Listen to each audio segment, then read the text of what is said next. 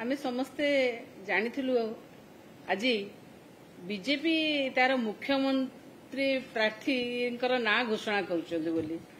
but कौन है से माने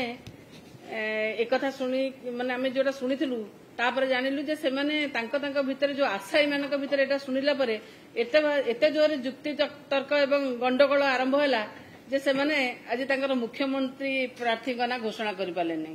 से जानिचंती जे तांको मुख्यमंत्री प्रार्थी ना जतबेले घोषणा करिवे तांको दल चारि भाग हे जिवो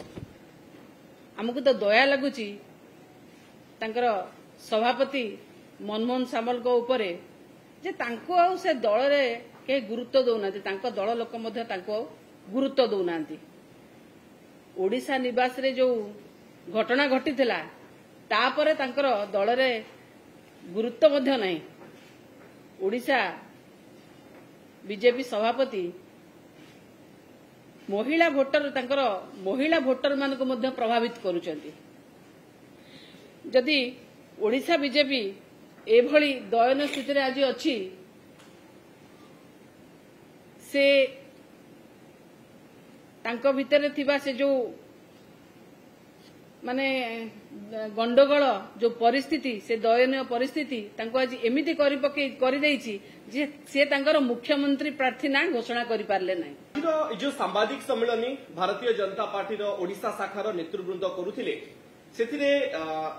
श्रीयुक्त बैजयंत पंडा किछि टिप्पणी रखिथिले